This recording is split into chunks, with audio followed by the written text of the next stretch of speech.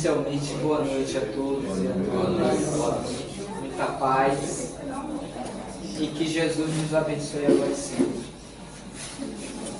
Vocês já viram que vir de Salvador para cá não é fácil, né? A gente tem que ter esse crédito. Então eu peço desculpas ao atraso, mas o importante é que nós estamos aqui.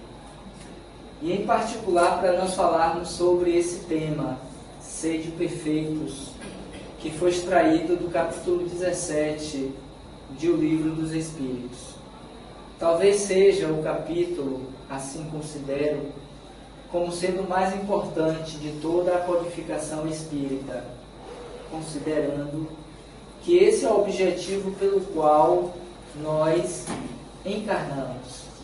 Deus nos criou, conforme nós vemos na pergunta 132 do Livro dos Espíritos. Quando Kardec questiona as entidades venerandas, qual o objetivo da encarnação para o Espírito? Por que Deus nos cria? Qual é a finalidade dele permitir que nós existamos? E os Espíritos disseram para Kardec que Deus assim faz com a finalidade de nos levar à perfeição. Então a finalidade da criação do Espírito é justamente para que ele atinja a condição máxima para a qual ele existe, que é a perfeição. Daí nós vemos igualmente nessa simbologia profética, quando Jesus assim determinou para todos nós que lá estávamos à época, que nós nos tornássemos perfeitos como perfeito é o nosso Pai Celestial. Essa é a premissa, essa é a determinante para todos aqueles que querem alcançar a condição de filhos de Deus. Adentrar o reino de Deus proposto por Jesus. Porque a sua missão basicamente não foi outra senão esta: fazer com que nós nos percebêssemos filhos de Deus, entendêssemos que nós não estávamos na experiência do corpo físico aleatoriamente, sem uma razão, sem um objetivo. Estar encarnado, estar no corpo físico, tem uma finalidade, tem um porquê, ou mais do que esse porquê, tem um para quê. E na medida em que nós nos conscientizamos desta realidade, nós investimos nesse patrimônio espiritual que somos todos nós. Daí vai dizer o espírito Joana de Ângeles, a partir da sua série psicológica, que o ser humano é o maior investimento da vida. Mas para que nós compreendamos como se chega a essa destinação, como nós alcançaremos esse reino de Deus que está fadado para todos nós, porque todos atingiremos um dia essa condição de perfeitos, ou como nós vemos lá na escala espírita, estabelecida por Allan Kardec, quando ele vai tratar na segunda parte do Livro dos Espíritos, sobre a progressão dos espíritos, que é a primeira ordem, ou espíritos puros e igualmente perfeitos. Existe um começo, existe uma origem, existe um princípio de todas as coisas. Então a perfeição não se dará que não seja através desse movimento contínuo e excepcional de nós nos tornarmos perfeitos, como perfeito é o nosso Pai Celestial, em que pese que essa perfeição divina, ela é relativa no que se refere a nós outros, seus filhos, porque jamais atingiremos a condição da perfeição absoluta, porque esta somente Deus a possui. Porque do contrário nós seríamos igualmente tal qual Deus. E isso não está dentro da criação, mas a nossa perfeição é uma perfeição relativa, na qual todos estamos constantemente nos aperfeiçoando e nos tornamos cada vez mais próximos de Deus, pois que esta é a finalidade. E na medida em que nós assim o fazemos, nós passamos a colaborar, a cooperar de uma forma mais consciente para que façamos com que o próprio planeta no qual nós estamos momentaneamente ligados, sendo este o nosso espaço de aprendizado, de crescimento, possa ele igualmente evoluir. Porque já nos é anunciado, já nos é noticiado de que a Terra está a cada momento em um processo de aceleramento da sua condição vibracional. Ora, ela se encontra na condição de provas e de expiações, como esteve recentemente em uma condição primitiva, porquanto aqueles espíritos que ali estavam ligados ao planeta à época estavam igualmente na mesma condição moral e espiritual, à semelhança do planeta a que lhe fez jus, que era a Terra, primitivamente falando. Mas com o desenvolvimento, com a evolução, com o progresso, através das reencarnações, esses espíritos, não outros senão nós mesmos, evoluímos, nos transformamos, nos aperfeiçoamos e atingimos a condição momentânea de espíritos provacionais, nessa condição em que a Terra se encontra. Mas tudo é passageiro, transitório. E conforme dissemos, e já ouvimos falar constantemente, a Terra, mais uma vez, ela se encontra em trânsito, em mudança, em transformação, para sair desta condição, para atingir a condição de regeneração, um mundo de regeneração, dentro da escala evolutiva, igualmente dos mundos. Mas esta ainda não é a sua destinação final, pois que a tendência, o movimento é para sermos felizes, mundos perfeitos, no qual espíritos semelhantemente da condição do planeta haverão de estar. É o que Jesus representou quando da sua vinda como sendo o reino de Deus, o reino dos bem-aventurados, dos homens e das mulheres felizes, dos espíritos que já conseguiram alcançar um nível de consciência em relação às leis de Deus, muito mais adiantados do que aqueles outros que ainda se encontram na retaguarda da evolução. E isso se assemelha ao nosso momento atual. Porque a gente não pode pensar em perfeição, no ser de perfeitos proposto por Jesus, sem termos esse olhar e essa visão para a lei de Deus. Porque esta lei de Deus que rege a harmonia, o equilíbrio do universo.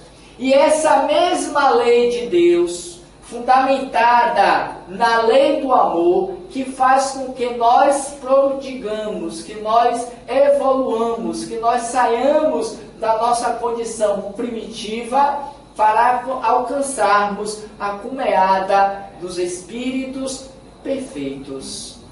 Como se dá isso? Como isso se inicia?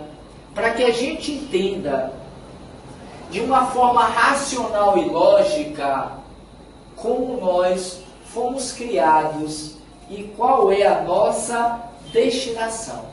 Porque o Espiritismo é uma ciência experimental que ela vai estudar esta relação entre o mundo espiritual e o mundo material e as suas consequências éticas e morais.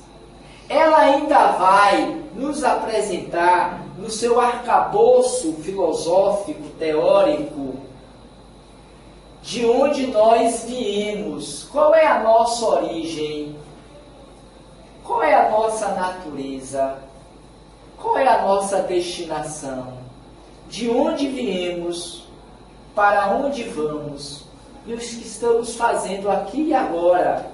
Por que nós estamos hoje, numa quarta-feira à noite, sentados, reunidos nesse espaço, como quinzenalmente nós assim o fazemos? Qual a finalidade disso? Qual o objetivo de nós buscarmos o conhecimento da doutrina espírita? É preciso que tenha uma lógica, é preciso que tenha um sentido, porque do contrário, não deveríamos estar aqui. Poderíamos estar em nossas casas, dormindo, assistindo às novelas, lendo um livro qualquer, conversando fiado, passeando pelas ruas e calçadas de Santo Amaro. Mas por que nós escolhemos estarmos aqui hoje, como temos feito ao longo desse processo reencarnatório para nós? Porque intimamente, dentro de nós, já existe um impulso natural, um desejo de conhecer essas verdades que nos possibilitam a nossa libertação espiritual. À semelhança do que disse Jesus quando esteve entre nós. Conhecereis a verdade e ela vos libertará. E esta verdade não é outra que não seja o conhecimento da lei. Onde ela se encontra em nós? Pois que Kardec assim também arguiu os espíritos. Onde nós vamos encontrá-la? E os espíritos prontamente disseram: na consciência do próprio homem. Ou seja, a lei de Deus está inscrita em nós, porque nós somos expressões do seu amor, da sua criação. Nós somos filhos de Deus. Mas para que nós detenhamos o conhecimento dessas verdades, é preciso que nós voltemos a atenção para nós mesmos e nos percebamos para além de uma experiência humana, material, corporal. É bem verdade, diga-se de passagem, que os dois elementos gerais do universo é a matéria e é o espírito, que eles se unem para dar essa elaboração, esse movimento ascensional, para sairmos da rudimentalidade do psiquismo divino, para atingirmos a condição de perfeição. É verdade que isso não se dá em uma única experiência humana. Daí Deus, na sua misericórdia, no seu amor, Ele nos permite que nós voltemos à experiência no corpo, na matéria física, para nos aperfeiçoarmos, para aprendermos, para entendermos a dinâmica da vida e nos colocarmos a favor dessa dinâmica e não contrário a ela. Porque quanto mais eu permaneço na ignorância do conhecimento, mais eu retardo o meu processo de libertação. Daí, reforçando o pensamento crístico, a necessidade de conhecermos a verdade. E essa verdade nos chega a cada período do processo da evolução do homem na Terra, sendo que a primeira, ou a mais significativa que nós conhecemos, foi com o advento do pensamento de Moisés, quando ele nos apresentou os 10 mandamentos, as primeiras regras de conduta ética, moral, que deveríamos vivenciar uns com os outros na terra. Esse foi o seu papel, a sua missão, a sua tarefa. Como um bom servidor do Pai, ele veio preparar o terreno e começou a adubá-lo, trazendo aquelas suas vivências, aqueles seus pensamentos relativos a Deus. É bem verdade que a época, até por conta mesmo da nossa condição moral e espiritual, não poderíamos conceber a ideia de Deus que não fosse a imagem e a semelhança do seu divulgador Moisés. Um homem que legislava, era um fazedor de leis, que paralelamente às leis recebidas por Deus, segundo ele, a Bíblia, o Velho Testamento, ele também ditou algumas para poder amansar, para poder interagir melhor com aquele povo bruto e ignorante, e nos apresentou um Deus punitivo, um Deus castrador, um Deus violento, guerreiro, e tudo quanto nós sabemos, e muitos de nós ainda hoje assim acreditamos. Porque acreditem nisso, não são poucos aqueles que temem a Deus, com receio de que Ele nos puna, que Ele nos castigue, que Ele lance toda a sua ira, todo o seu ódio para um dos seus filhos. Nós, nesta época, como ainda hoje, não o amamos, não o amávamos. Nós o temíamos, como ainda muitos hoje fazem. Mas era a condição possível de entendimento sobre Deus. A sua missão foi unificar um só pensamento em relação a Deus. Deus é único. O monoteísmo, a ideia única de um Deus. E por muito tempo passamos a aprender e a conviver com essa ideia de um Deus temível, de um Deus vingador. Ali estávamos, acreditem também nisso, em processo de aperfeiçoamento para o atingimento da condição de perfeitude, de perfeitos.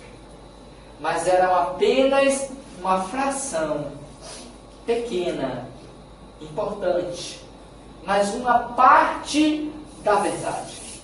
Ainda não era a verdade. E foi preciso que mais de 15 séculos se processassem para que viessem a segunda revelação, na figura igualmente de um outro homem, de um outro ser encarnado, que nos apresentou como sendo um Deus Pai, um Deus de amor, diferentemente do seu antecessor, mas a serviço dele, este Jesus, que conforme vemos também em O Livro dos Espíritos, na questão 625, é o que é o nosso modelo, o nosso guia.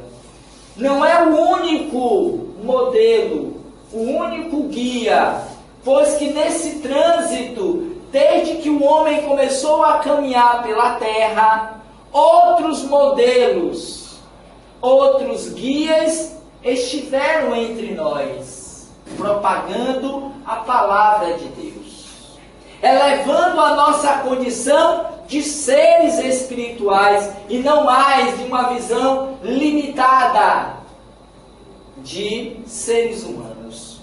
Mas Ele, Jesus Cristo, é aquele que nós temos de mais perfeito, de mais pleno, aquele que melhor integra o pensamento de Deus na nossa condição humana e espiritual. E ele nos fala de um Deus de amor. Ele veio implantar as bases do reino de Deus, esse reino de fraternidade, esse reino de bondade, esse reino de amor, esse reino de perdão. E disse que todos nós faremos parte um dia desse reino. Que Deus preparou uma grande festa para nos receber a todos os seus filhos. E Ele espera por cada um de nós. Mas é preciso que nós estejamos com o vestido nupcial, com as credenciais que nos darão condição para adentrarmos a porta estreita da vida, que nos levará à presença do Pai que já existe em nós, em essência. Vós sois deuses, brilhai a vossa luz. Para que essa luz brilhe, é preciso que eu me perceba filho de Deus e que eu cumpra regiamente a sua vontade. Porque o Cristo também dissera: nem todo aquele que disser Senhor, Senhor, entrará no reino de Deus, mas somente aquele que fizer a vontade do meu Pai que está nos céus. Ou como ele ainda propôs em uma outra passagem: muitos são chamados e poucos os escolhidos. Para fazerem parte desse momento auspicioso de elevação, de glorificação do nome de Deus entre os seus filhos. Daí dissera o seu antecessor na figura de Moisés: não pronunciai o nome de Deus em vão, mas adorá-lo em espírito e em verdade, de todo o teu coração, de toda a tua alma, de todo o teu entendimento, porque isso é um processo evolutivo. Na medida em que nós nos descobrimos, na medida em que nós nos aperfeiçoamos, e esta perfeição, ela se dá com contato com a matéria, com a experiência no corpo físico, moldando, realinhando, ressignificando, reestruturando conceitos relativos à própria lei. E não poderia ser, justamente não poderia ser. O bom senso nos diz isso em uma só experiência encarnatória. Como igualmente o bom senso nos diz que não poderia apenas existir uma única existência, uma vez que muitos são aqueles que se opõem à ideia das sucessivas vidas, da pluralidade das existências. Não tem lógica, não tem sentido, não teria justiça divina ao percebermos que no mundo transitou em carne e osso um homem chamado Mohandas Karachand Gandhi, ou simplesmente a pequena grande alma da Índia, Mahatma Gandhi, uma Madre Teresa de Calcutá, e ao mesmo tempo convivendo quase que na mesma época, no mesmo período, um Adolfo Hitler, um Mussolini e tantos outros que exterminaram, que produziram o ódio, a violência, a dor, a morte, e aqueles outros, contrariamente, produziram o bem, o belo, o divino. Não existiria justiça divina Quando nós analisamos que dentro de um mesmo ambiente familiar, nós temos aqueles que nasceram com todas as condições favoráveis, de sucesso, de bem-estar, de condições sociais e culturais vantajosas, enquanto outros não tiveram nada, nasceram doentes, limitados, sem a possibilidade de crescimento mínimo, viveram na penúria uma existência inteira. Como avaliar a justiça de Deus? Como entender que estas almas alcançariam a perfeição se não fosse o olhar através das reencarnações? Porque ela é capaz de justificar, de esclarecer o porquê de que nesta encarnação, nessa experiência corporal com a matéria, eu vim desta forma e o outro veio daquela outra. Não existe injustiça. O que existe são merecimentos e necessidades. Mas isso tem a ver, Robson, com ser de perfeitos? Claro que tem. Porque se eu compreendo, se eu entendo a lógica e a dinâmica da vida, eu entendo que é esta encarnação, que é nessa experiência corporal que eu vou fazer o meu investimento e que eu vou dar o meu melhor em relação às leis de Deus para adquirir créditos valiosos para o futuro reencarnatório. Porque já não mais virei na mesma condição que ora me encontro. Ou ainda que, com as possibilidades e vantagens que a vida hoje me proporciona, eu vou estar investindo mais e melhor para que amanhã eu tenha uma lucratividade, resultados maiores pelo investimento. E aí eu entendo porque um Francisco de Assis passou pela terra, em que tese que vem a grandeza da doutrina espírita, que todos absolutamente iniciaram a trajetória rumo à perfeição na mesma condição, simples e ignorantes. Fadados todos a serem perfeitos. Mas o tempo, como isso se dará, dependerá de cada um de nós. Porquanto Deus nos aquinhoou com o livre-arbítrio, com a liberdade de escolhermos os nossos caminhos, de fazermos as nossas escolhas, de produzirmos frutos de 30, de 60, de 100 por um. Porque quanto mais alargada é a minha consciência em torno das leis de Deus, mais eu invisto nesse labor, mais eu me entrego plenamente para que os resultados sejam semelhantes o meu investimento, a minha semeadura. Como diz o próprio Cristo, a semeadura é livre, mas a colheita é obrigatória. Se nada produzir, nada obterei. Se eu produzir pouco, investir pouco, plantei pouco, colherei tão pouco quanto. Mas se o meu esforço ele é tenaz, ele é árduo, ele é contínuo, eu abdico das coisas do mundo momentaneamente para investir na minha conquista espiritual, não tenhamos dúvidas quanto a isso.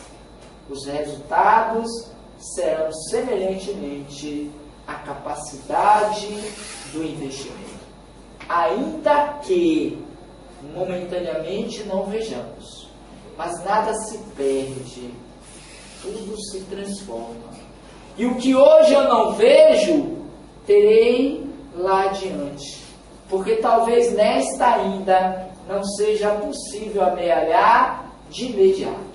Mas eu tenho uma visão alargada, focada no meu futuro espiritual. É qual acontece com a nossa poupança mensal. Eu não coloco na poupança para tirar no mês seguinte. Eu vou investindo pouco a pouco. Porque dentro de um período de 1 ano, 2, ou aquele que eu estabeleci, os rendimentos serão maiores. Porque se todo mês eu vou lá no banco e vou na poupança e tiro 2, tiro 3, tiro 10, tiro 100, o percentual vai ser semelhante àquilo que está lá na conta. Então não dá para pensar em enriquecer do ponto de vista financeiro se todo dia eu tiro um pouquinho da conta. Eu tenho que fazer de conta de que não existe. Deixo lá rendendo. Do ponto de vista espiritual é a mesma coisa. Eu deixo lá rendendo na medida em que eu vou investindo. E o investimento é a aplicabilidade da lei de Deus, que se resumiria na prática do bem.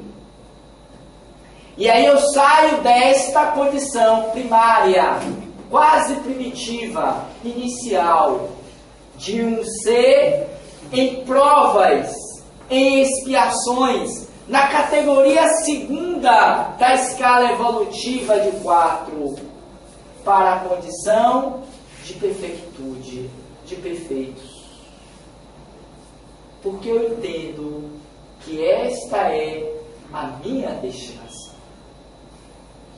Um homem de bem, conforme nós vemos ainda no capítulo 17 do Evangelho, é aquele que cumpre a lei de Deus. Nas menores coisas e situações, está lá descrita todas as regras, os passos, todas as características do homem de bem. E os Espíritos ainda dizem: estas não são todas aquelas que caracterizam o homem de bem, mas todo aquele que se empenhar em praticar estas, já está no caminho certo para alcançar as outras. Percebe? E vem então a consciência, que igualmente está lá, Senhora, no capítulo 17. A consciência do dever.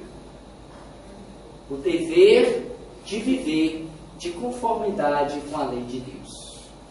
Mas tem uma pergunta, e é preciso que isso seja dito, que dá início a todo esse movimento natural, ascensional, para a condição de espíritos perfeitos. Alguém sabe dizer qual é a pergunta? Dentre as 1019 do Livro dos Espíritos, qual aquela que inicia, que dá início, vida àquilo que ora estamos pensando? A perfeição. Então eu vou dizer, é a pergunta de número 23. 23. Quando Kardec questiona as entidades venerandas, o que é o Espírito? Olha que sacada. Está lá na primeira parte do Livro dos Espíritos, os elementos gerais do universo.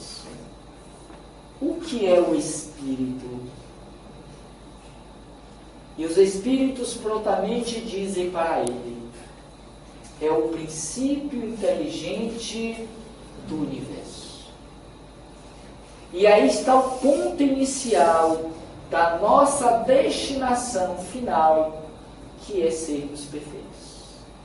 Tudo começa com o princípio inteligente do universo, que é criado por Deus. Ou como diria Emmanuel no livro A Caminho da Luz, é a monodá que Deus lança na matéria e jamais será destruída.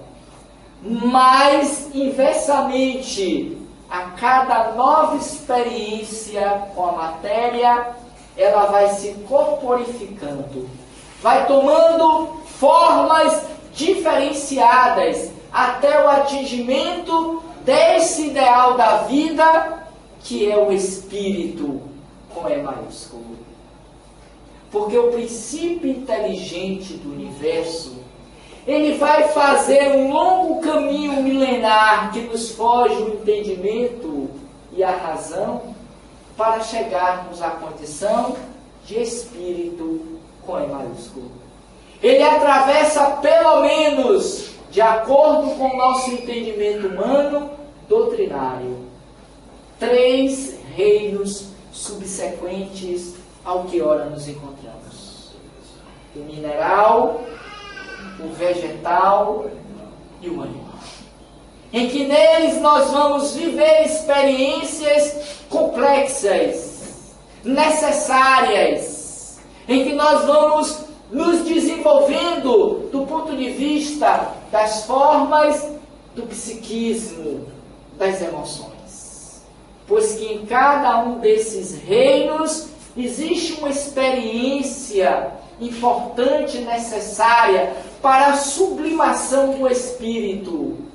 No mineral, a atração. No vegetal, a sensibilidade. No animal, o instinto. 3 pontos importantes para a formação do espírito: atração, sensibilidade, instinto. E depois de viver nesses reinos, alcançando as experiências necessárias, ele eclode, conforme dizem ainda os espíritos. Ele nasce para a vida do espírito e torna-se então o ser inteligente da criação.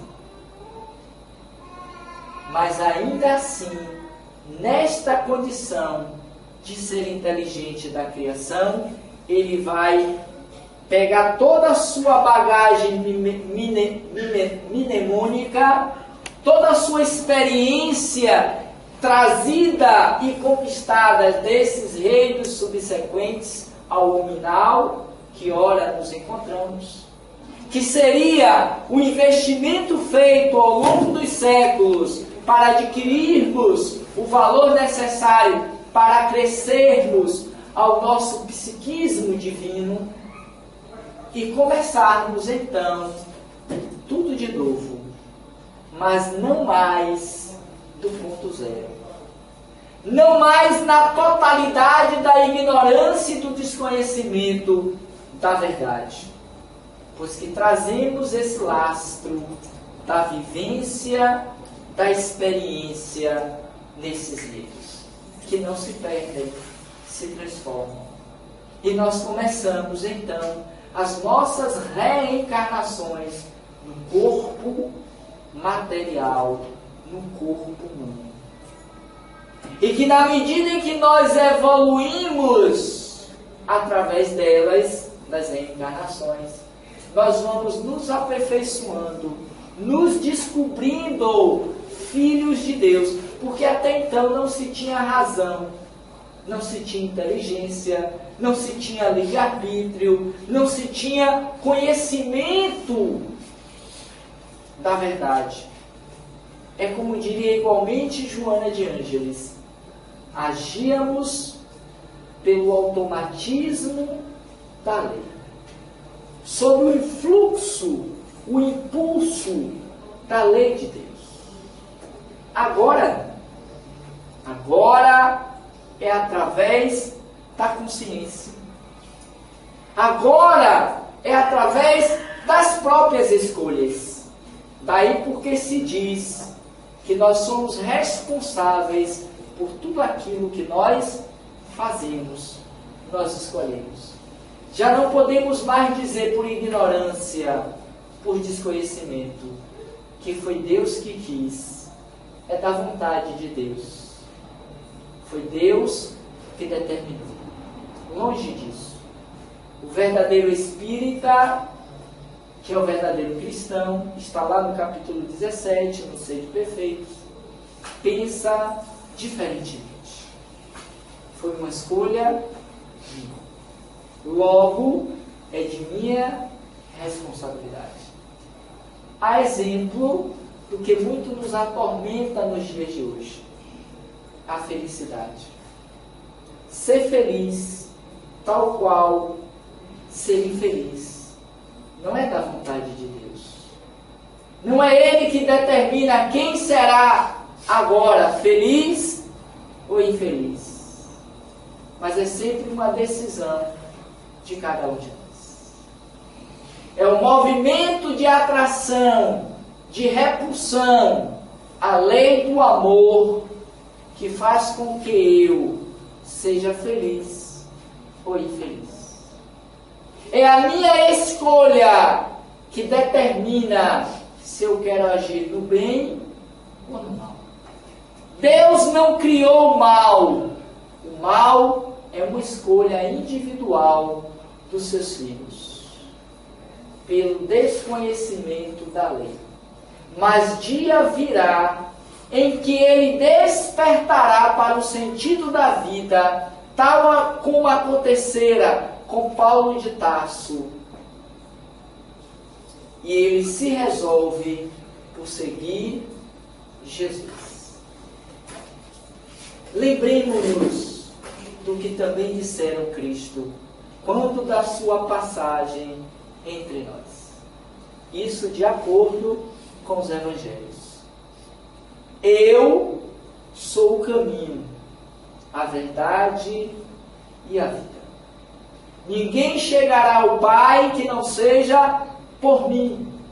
Pelas verdades que ora vos apresento, que na verdade, é uma extensão daquilo que já se propagava à época, que os evangelhos adotaram para si, e que Jesus, que não veio destruir a lei, fez uso recorrente daquelas citações. Ninguém chegará à condição de perfeitos que não seja através da minha mensagem.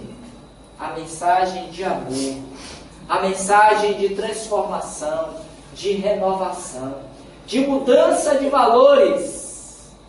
Tomai cuidado para não adentrares as portas largas da vida, pois que estas são as portas da perdição. E parece-me que hoje, cada vez mais, elas estão cada vez mais escancaradas, abertas, livres, tiraram até as catracas, para entrar todos de rodão, de vez, não ter briga. É que nem quando, deve ter sido isso hoje de noite, quando do jogo do Bahia e do Vitória. Abre-se os portões e sai embaixo, porque a multidão sai todo mundo correndo para buscar um lugarzinho ao sol. As portas da perdição, que nos atrasa, que obnubila a nossa visão de Deus, retardando o nosso progresso, a nossa evolução. Mas graças a Deus, pois que teria que ser desta forma, surge para nós, na figura não mais de um homem, a terceira revelação para a humanidade terrena, na figura dos Espíritos. E é sempre bom a gente reforçar essa ideia. A doutrina espírita não é de Kardec, é dos Espíritos. Ele foi, digamos, o codificador, o mediador, aquele que esteve fazendo o papel tal qual fizera Jesus, Moisés, em suas épocas. Intermediar o processo de ligação do homem a Deus. E ele o faz muito bem, tal qual os seus dois antecessores.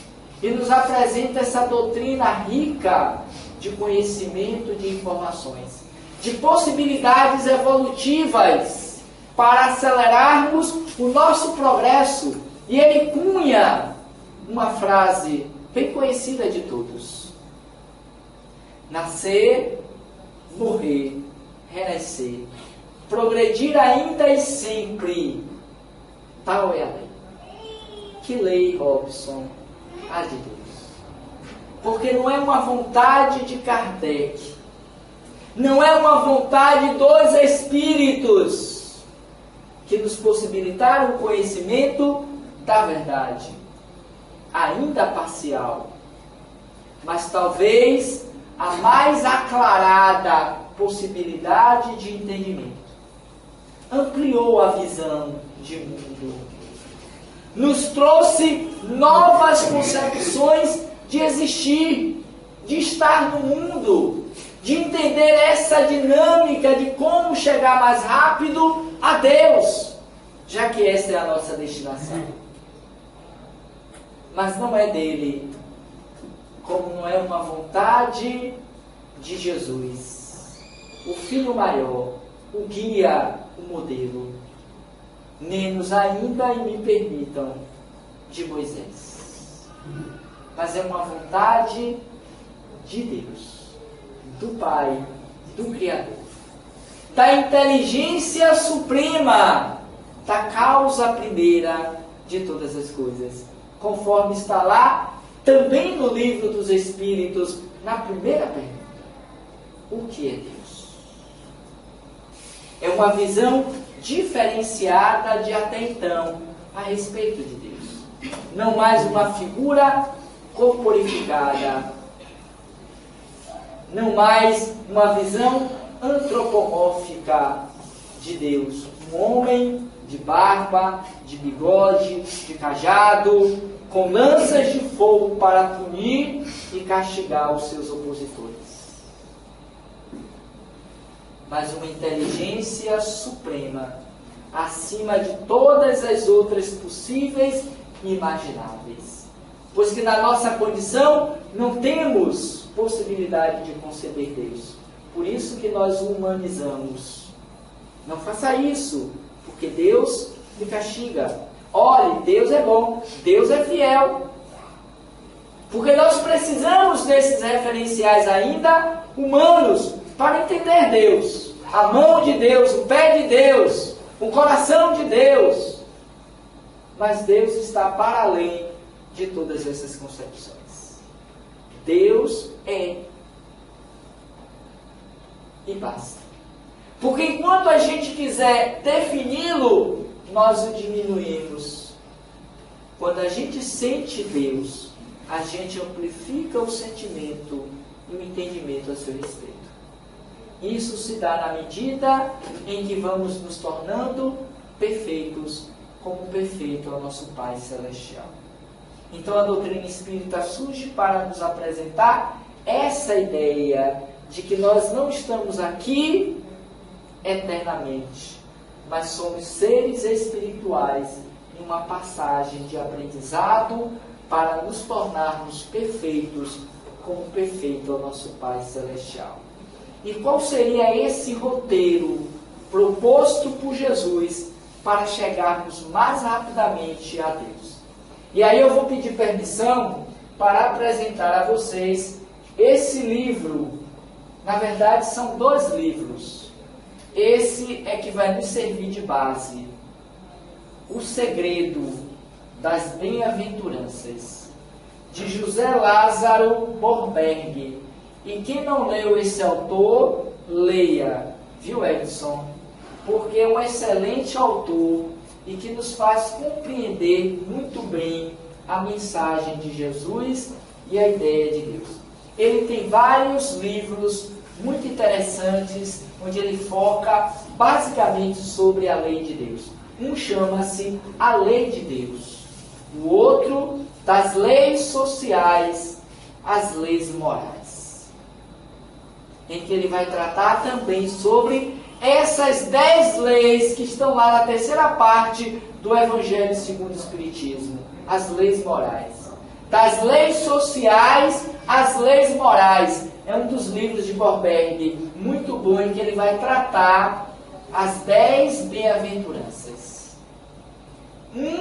As leis morais. Ele trata só, entenda, das leis de Deus. E esses dois, recém-comprados por mim, o Evangelho onde ele vai falar dos 4 evangelhos canônicos. Muito bom. Estou começando a ler. Dei uma olhada. Mas só pelo que eu vi do conteúdo, vale a pena. Mas antes de concluir, eu vou pedir a vocês a permissão para ler algumas citações desse roteiro, para nós chegarmos mais rapidamente ao reino de Deus.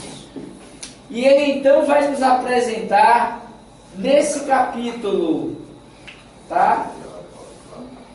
Ele diz assim, já na última parte, temos assim, depois de fazer, detalhar todos os 6 passos para nos tornarmos perfeitos, ou pelo menos acelerarmos o processo de perfeição. Ele conclui dizendo assim, temos assim, pela análise desses versículos, de 43 a 48 do capítulo 5, um roteiro estabelecido por Jesus para sermos perfeitos, tal como é perfeito o Pai que está nos céus. Revisando, vejamos, pois, o itinerário ensinado pelo Mestre para alcançarmos a perfeição, tal como perfeito o Pai que está nos céus. Os 6 passos que podemos praticá-los aqui em Santa Amaro, como em Salvador, em qualquer lugar do mundo, são esses. Amar os inimigos. Não como ato exterior, da boca para fora, mas com sentimento interior, no sentido de desejar amá-los realmente, não tendo por eles ódio, rancor, sentimento de vingança, não procurando prejudicá-los e tratando-os com respeito. Com esse comportamento, estaremos praticando atitudes de amor que redundarão em benefícios para todos. Amar os inimigos. 2. Fazer ao bem aos que nos odeiam. Se amar os inimigos já é complicado, vamos reforçar esse outro. Fazer o bem aos que nos odeiam. É dizer bem daqueles que nos querem o mal, procurando beneficiá-los de fato. Já temos 2 pontos a serem trabalhados na encarnação. Só esse levaria umas 10 reencarnações. Mas se eu não começar hoje, na 10ª, estarei tal qual estou aqui agora. 3. Abençoar os que nos amaldiçoam. A gente já fez isso aqui alguma vez? Abençoar os que nos amaldiçoam. A gente lança uma outra praga mais forte ainda, né? A gente ainda se vinga com mais intensidade. Esse ato deve emanar do fundo do coração, reconhecendo que eles, no fundo, são benfeitores, apontando-nos os erros, colaborando com o nosso crescimento. Muitos dos nossos hábitos são de outras existências e encontram-se cristalizados em nosso comportamento. 4. Orar por aqueles que nos maltratam e nos difamam. Orar por aqueles que nos maltratam e que nos difamam, emitindo insistentemente, insistentemente, emitindo preces aos nossos desafetos. Com o tempo, eles serão envolvidos de pensamentos positivos e mudarão suas atitudes em relação a nós, abrandando o coração. O que é que a gente faz? Lança mais pensamentos de ódio, de rancor, de vingança. Como querer fazer do inimigo um amigo? Percebem? Ou eu entendo essa proposta crística, ou estou fazendo de conta que sou cristão. Quinto, penúltimo, antes de encerrar. Saudar a todos os irmãos. Saudar a todos os irmãos. Quem é o seu irmão? Quem é o seu? Quem é o meu? Fazemos isso, saudamos? Sequer damos bom dia ao nosso irmão consanguíneo, quanto mais saudar o nosso irmão que a gente não conhece. Daí alguém vai dizer no Evangelho, me parece que é João, que ele diz assim: aquele que diz que ama a Deus e não ama o seu próximo é um mentiroso. Porque como pode alguém amar a quem não conhece e não amar aquele que conhece? E é verdade. O amor é um sentimento que se constrói a dois, a três, juntos. Não apenas porque eu digo eu amo. Saudar os seus irmãos é essa atitude tomada com cortesia e humildade, ainda que não sejamos correspondidos pelo adversário, demonstra qualquer atitude de malquerança. O desmonta. Porque a gente tem essa mania. Se eu der um bom dia e não me devolver o bom dia, eu não dou mais bom dia nenhum. Se eu falo com você e você não fala comigo, eu lhe desdenho pro resto da vida. E é assim que a gente pratica um com os outros, na maioria das vezes. E concluindo, sede vós perfeitos, como perfeito é o vosso Pai que está nos céus. Esta é a meta final do roteiro apresentado por Jesus. Todo aquele que deseja tornar-se perfeito, como perfeito é o Pai Celestial, precisa compreender urgentemente que é preciso colocar em prática os ensinamentos propostos por ele, Jesus. Esse que é para nós o nosso modelo, o nosso guia. Do contrário, estaremos entrando e saindo das experiências reencarnatórias sem termos alcançado o mínimo do necessário para fazermos frentes no mundo espiritual a uma condição de paz, de equilíbrio, de consciência da sua própria condição de espírito imortal. Portanto, aproveitemos a oportunidade que estamos tendo ora nessa encarnação de conhecermos a doutrina dos Espíritos. E na medida das nossas forças, da nossa capacidade de investimento, façamos o melhor que pudermos, porque se ainda que os resultados não cheguem para nós hoje, mas não nos esqueçamos que muito breve virá em uma condição que lhe será favorável. Que Deus nos abençoe e nos proteja e que a gente possa sair desta experiência encarnatória melhores do que quando nós aqui chegamos. Muita paz. Muito obrigado a todos.